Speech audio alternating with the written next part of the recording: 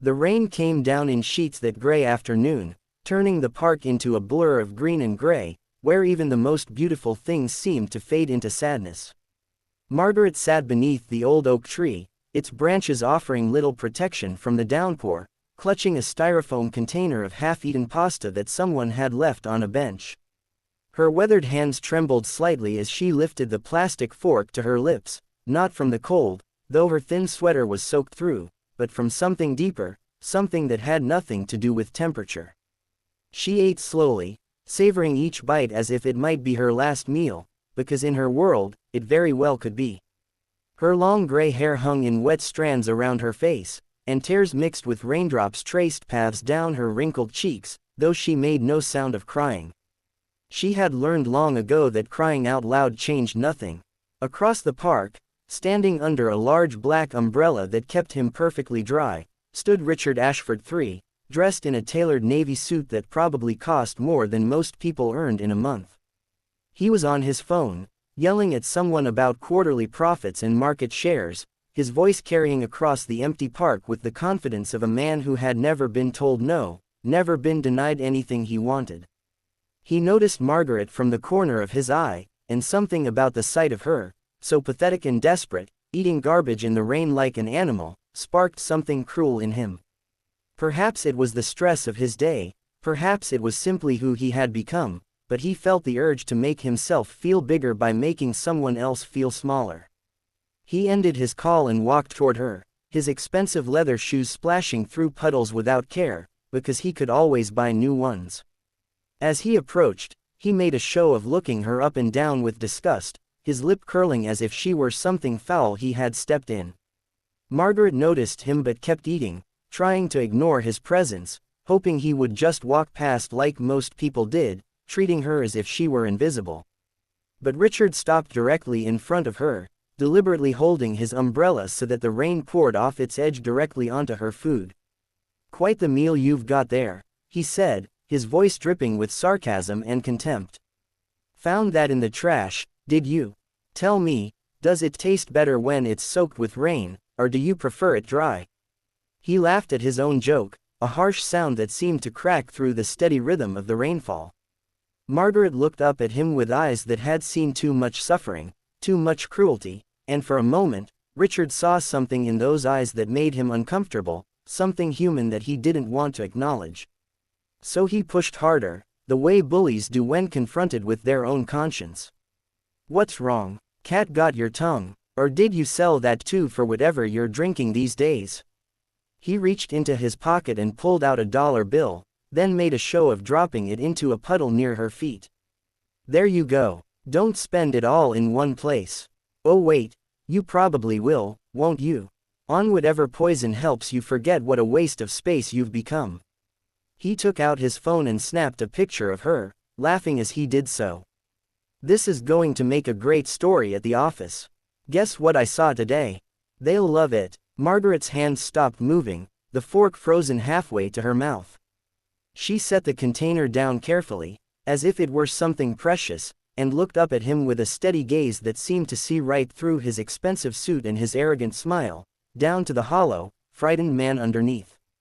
When she spoke, her voice was soft but clear, carrying a dignity that no amount of rain or poverty could wash away.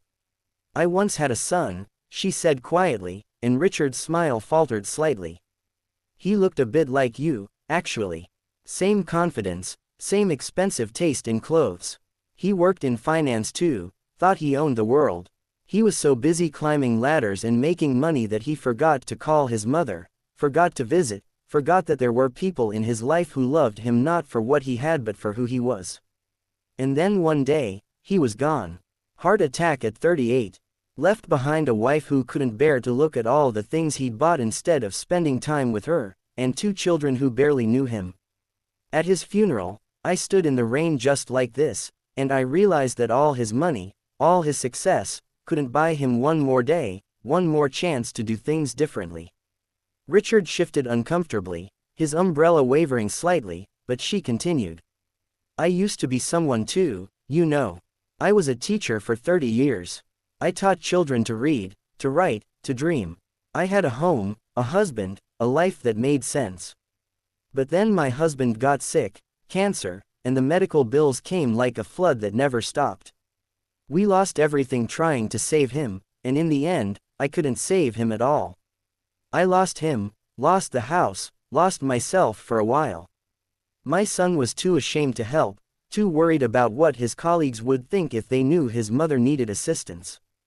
And now here I am, and there you are, and you think the difference between us is money, success, worth. But I'll tell you something that life taught me the hard way: we're all just one tragedy away from being exactly where the other person is standing. She picked up her fork again and took another bite of her cold, rain-soaked pasta, and something about the simple dignity of that gesture made Richard feel smaller than he had ever felt in his life. He opened his mouth to say something, anything to regain his sense of superiority, but no words came. He turned and walked away quickly, his umbrella held high, trying to escape the uncomfortable feeling that had settled in his chest like a stone. But he couldn't escape it, no matter how far he walked. Her words followed him, haunted him, echoed in his mind during the drive home in his luxury car, during the quiet moments when he was alone in his penthouse apartment. 3 weeks later, Richard was working late at his office, as he always did, poring over spreadsheets and market analyses, when his assistant knocked on the door. She looked worried, which was unusual for her, and she held a small envelope in her hands. "Mr. Ashford, this just came for you." It was delivered by hand, marked urgent. He took the envelope, frowning at the lack of return address, and opened it to find a single piece of paper with an address written on it and a note that said, "Your son misses you. He doesn't understand why you work so much. Today is his birthday, and he thinks you forgot." Again, Richard's blood ran cold. He looked at the calendar on his computer screen and felt his stomach drop. October 19th. His son's birthday. He had forgotten. Again. He had been so consumed with closing a deal that he had completely forgotten his own child's birthday.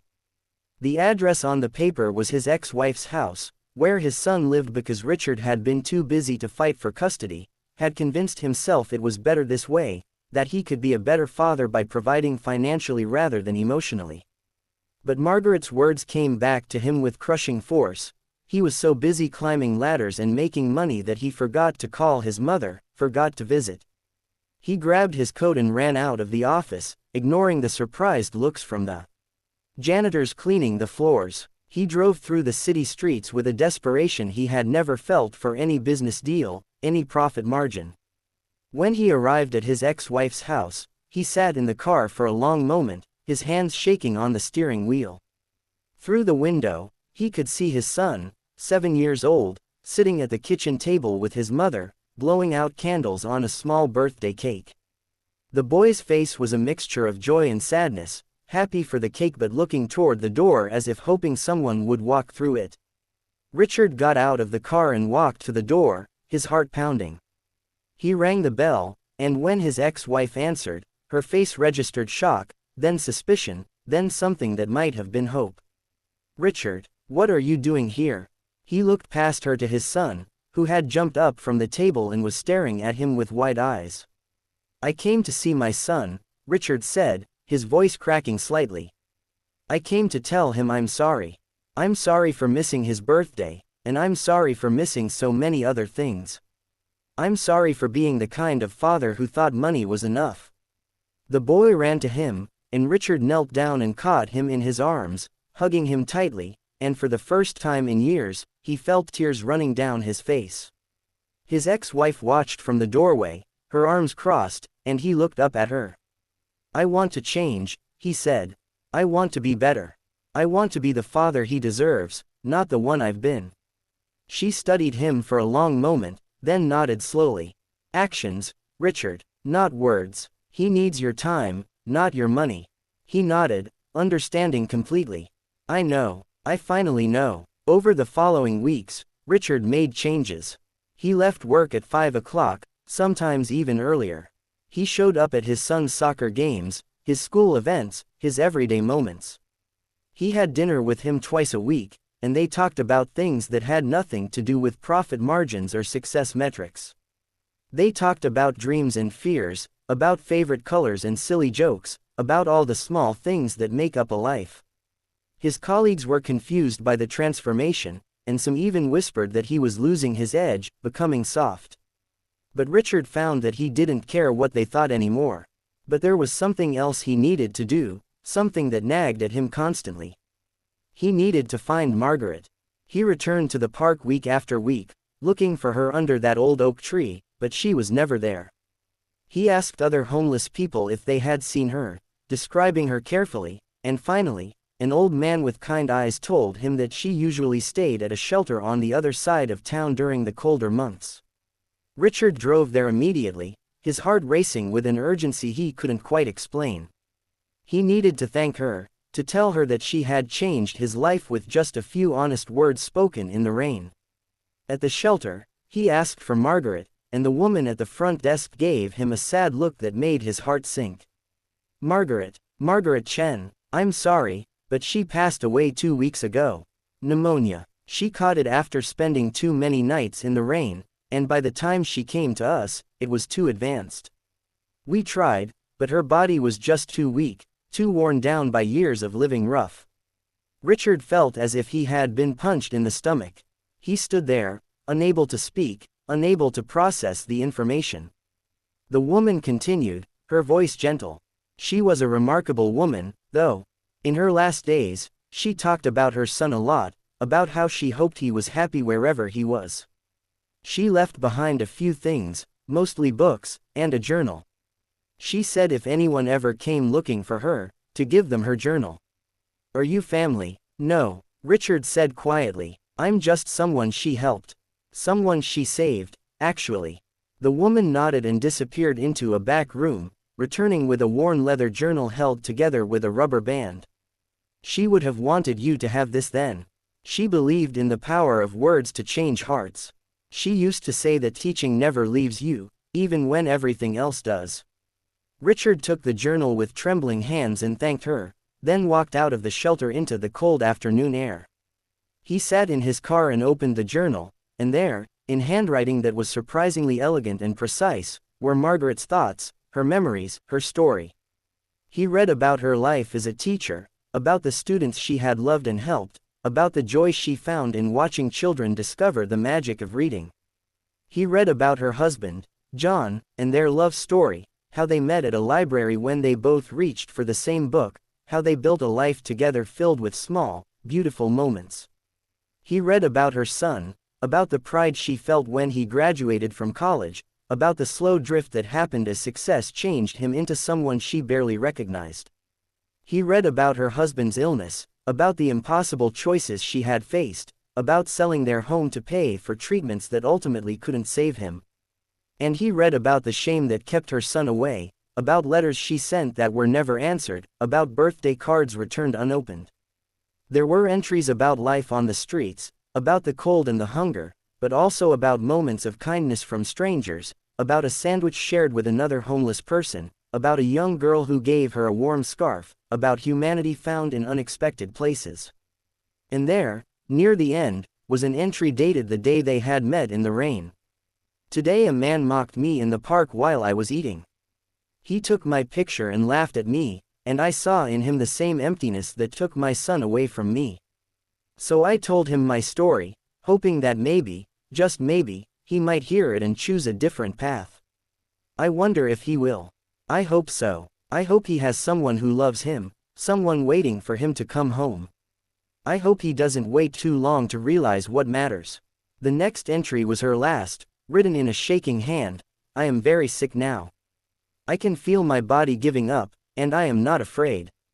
I am ready to see John again, to rest. But I hope that man found his way home. I hope he is hugging someone right now, telling them he loves them. I hope my words meant something. That is all a teacher can ever hope for, that the lessons continue after we are gone. If anyone reads this, please know that every person you meet is fighting a battle you know nothing about. Be kind. Always be kind. It costs nothing, but it might save someone's life, or even their soul. Richard closed the journal and sat in his car, tears streaming down his face, his shoulders shaking with sobs that came from somewhere deep inside him, from a place he had kept locked away for so long. He cried for Margaret, for the life she had lost and the dignity she had maintained. He cried for his own son, for all the time he had wasted, for all the moments he could never get back. He cried for the man he had been, cruel and thoughtless, and for the man he was trying to become. When he finally composed himself, he knew what he had to do. He started a foundation in Margaret's name, dedicated to helping homeless individuals, especially those who had fallen through the cracks after medical crises. He worked with the shelter to create a program that provided not just temporary housing but job training, counseling, and support networks to help people rebuild their lives. He funded it generously, but more than that, he showed up. He volunteered at the shelter every Saturday, serving meals, talking with people, listening to their stories. He made sure that Margaret's books went to a literacy program for homeless children, and he had her journal copied and gave copies to his employees, requiring them to read it as part of what he called humanity training. His son asked him once why he was doing all of this, and Richard knelt down and looked him in the eyes. "Because a very wise woman taught me that we are all connected, that every person matters, that success means nothing if you lose your humanity in the process of achieving it. She taught me that in just a few minutes, standing in the rain, eating cold pasta while I mocked her. And she did it with grace and dignity that I hope to have someday. I do this to honor her memory and to make sure that I never forget the lesson she taught me." Years passed, and Richard's life was unrecognizable from what it had been. He had a real relationship with his son, who grew up watching his father live his values rather than just speak them. He remarried, to a woman who shared his commitment to service and community. His business continued to succeed, but it was no longer his entire identity. He trained other executives, teaching them that profitability and humanity were not mutually exclusive, that the best leaders were those who saw the people behind the numbers. On the anniversary of Margaret's death, Richard went to the park where they had met, to that old oak tree, and he placed flowers there. He did this every year without fail, rain or shine, and sometimes his son came with him, and later, his grandchildren.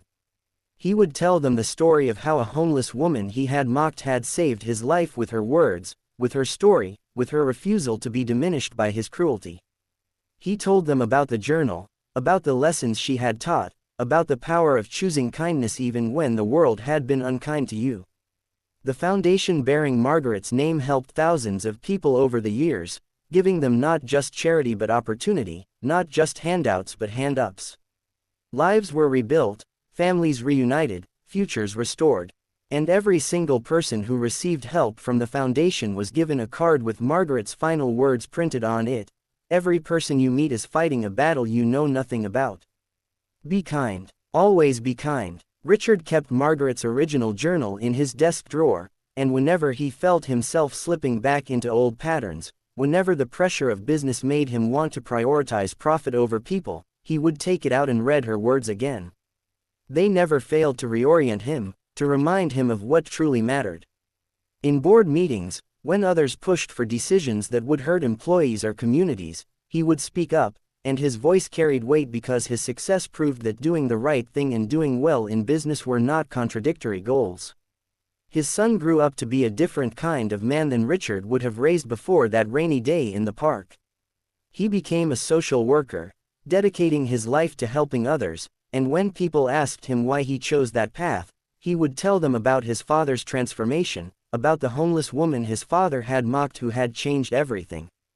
The story spread, became known, and Margaret's legacy grew far beyond anything she could have imagined as she sat under that tree, eating cold pasta in the rain, tears mixing with raindrops on her weathered face. Sometimes Richard would think about that moment, about the choice he had made to be cruel, about how easily he could have just walked past her without saying anything. He thought about how different his life would be now if he had made that choice, and the thought terrified him. He would have continued on his path, growing colder and more isolated, eventually dying alone and unloved like the son Margaret had described. Instead, her words had cracked open something in him, had planted a seed that grew into something beautiful and life-giving. On his deathbed, many decades later, surrounded by his children and grandchildren and great-grandchildren, Richard's last words were about Margaret. "I met an angel once," he whispered, his voice weak but clear. "She was disguised as a homeless woman eating in the rain, and I was too blind to see her for what she was. But she saw me, saw through me, and loved me enough to tell me the truth even though I had been cruel to her. Everything good in my life came from that moment, from her grace. Remember her. Remember that angels come in unexpected forms, and that the people we dismiss might be the very ones who can save us." The story of Richard and Margaret became legend in their city, told and retold, changing with each telling but always maintaining its essential truth, that a moment of cruelty can be transformed by a response of grace, that we are all one tragedy away from needing help, that kindness is never wasted even when it seems to fall on deaf ears. The foundation continued long after Richard's death, growing and expanding, touching lives in ways that rippled out across generations. And every year, on the anniversary of that rainy day when a wealthy man mocked a homeless woman and she responded with dignity and truth, people gathered at that old oak tree in the park to remember, to reflect, to commit themselves again to the simple revolutionary act of being kind.